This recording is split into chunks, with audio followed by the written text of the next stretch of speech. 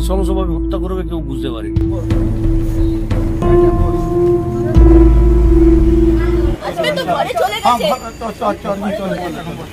কাঠারির কোপ বা এরকম কিছু দিয়ে বারবার আঘাত করে ওকে। কেশিয়ারি বিডিও অফিসের হেড ক্লার্কের ক্ষতবিক্ষত মৃতদেহ উদ্ধার ঘিরে চাঞ্চল্য ছড়ালো এলাকায়। মঙ্গলবার দুপুরে কেশিয়ারিতে ভাড়া বাড়ি থেকে উদ্ধার হয় তার মৃতদেহ। মাথা, ঘাড় সহ একাধিক জায়গায় গভীর আঘাতের চিহ্ন রয়েছে। মৃতের নাম অভিষেক গাঙ্গুলি, বয়স 38 বছর, বাড়ি মেদিনীপুরের যুগ্নতলা এলাকায়। পুলিশ ও স্থানীয় সূত্রে জানা যায়, প্রায় বছর দুয়েক আগে কেশিয়ারি ব্লক অফিসে হেড ক্লার্ক হিসেবে যোগদান করেন অভিষেক বাবু। প্রথমে বাড়ি থেকে যাতায়াত করলেও গত 2 মাস আগে ব্লক অফিসের কাছে সর্বমঙ্গলা মন্দিরের কাছে একটি বাড়িতে ভাড়া নিয়ে থাকতেন তিনি। সেখান থেকে অফিসে যাতায়াত ছিল। মঙ্গলবার অফিস না আসায় দুপুরের পর খোঁজ পড়ে তার, আর তখনই জানা যায় রুমের ভেতরে ক্ষতবিক্ষত অবস্থায় রক্তাক্ত মৃতদেহ পড়ে রয়েছে অভিষেক বাবুর। খবর যায় কেশিয়ারি থানায়। খবর পেয়ে ঘটনাস্থলে হাজির হন বেদলা মহকুমা পুলিশ আধিকারিক।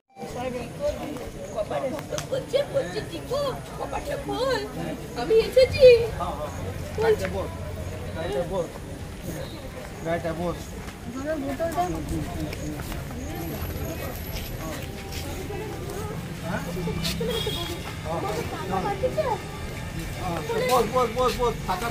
বলেছে ঘর যাবো বলেছিল তো,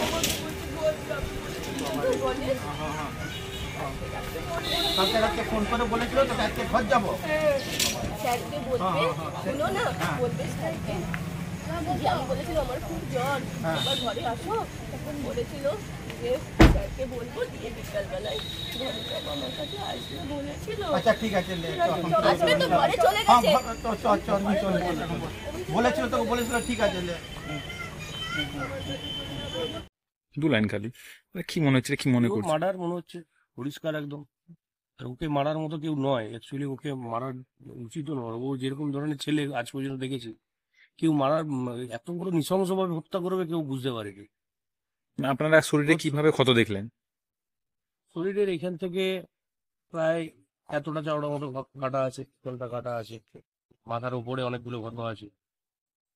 দেওয়ালে ঠেসিয়ে মারা হয়েছে বলে যারা আই উইটনেস সামনে ছিল, মানে রুমের ভিতরে যারা এন্ট্রি করেছে তারা বলেছে দেয়ালেও রক্তের ছাপের দাগ আছে, পুরো রুমটাই রক্তের। উনি কতদিন ধরে কেশিয়ারিতে আছেন? বছর 2-3 কেশিয়ারিতে কি কারোর সঙ্গে শত্রুতা বা এরকম কোনোদিন আভাস পেয়েছিলেন? এই তো মাস দুটো হলো পেশেন্টের রুম নিয়ে আছে, তাহলে যাতায়াতই করতো, রেগুলারলি যাতায়াত করতো। মানে এরই মধ্যে কারোর সঙ্গে শত্রুতা হওয়ার মতো কোনো ছেলেই নয় ও, বাস্তবিক বলছি, আমার নিজের ভাই বলে নয়, মানে ওর সঙ্গে ছেলেই নয় ও কোনোদিন, মানে করার মতো কোনোদিনই কোনো কারোর সঙ্গে, বাইরের লোকের সঙ্গে তো কোনোদিন কোনো ঝগড়া না, ঘরের সমস্ত কোনো বিবাদের কিছু বলতে হবে না।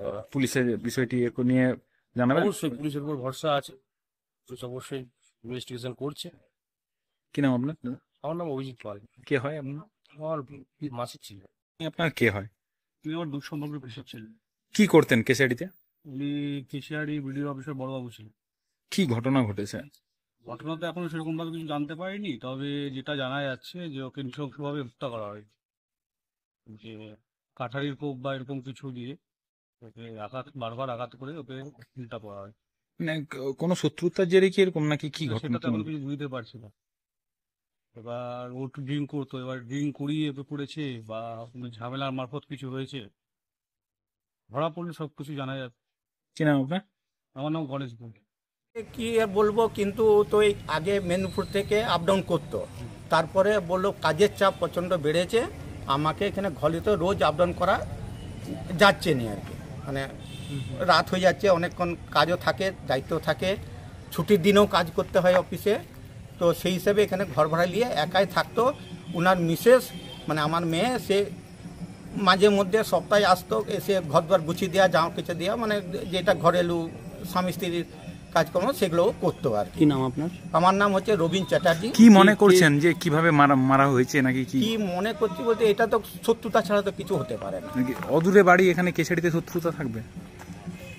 মেদিনীপুরে বাড়ি তো, রোজ আপ ডাউন করতে অসুবিধা হচ্ছিল, মানে 6টার পর থেকে এখান থেকে কোনো বাস সার্ভিস সেরকম নেই, আর ট্রেন সার্ভিস তো এই লাইনে কোনো কিছু নেই আমি যা শুনলাম।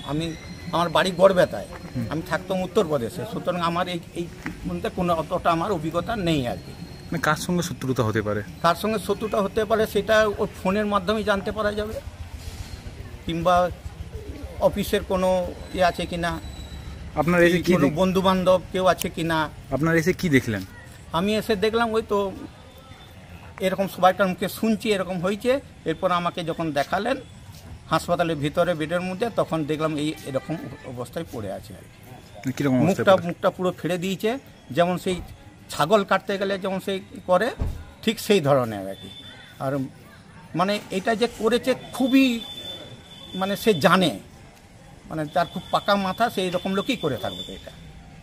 মানে কোনো অপাকা ছেলে এই জিনিসটা করতে পারবে না, মানে যেইভাবে পরিকল্পিতভাবে কি খুন করা হয়েছে?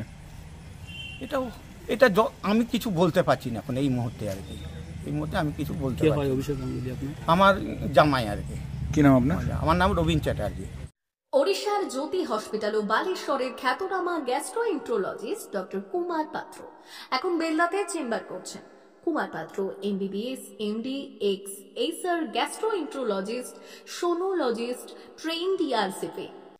আসছেন আগামী 3রা আগস্ট রবিবার বিকেল 3:30 অনুকূল মেডিকেলে, Deuli hospital road, Belda, SDPO অফিসের কাছে।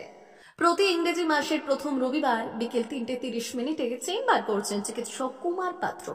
চিকিৎসকের পরামর্শ পেতে আজই চলে আসুন বেলদা অনুকূল মেডিকেলে। যোগাযোগ করুন এই নম্বরে 8597553607 অথবা 9382656206।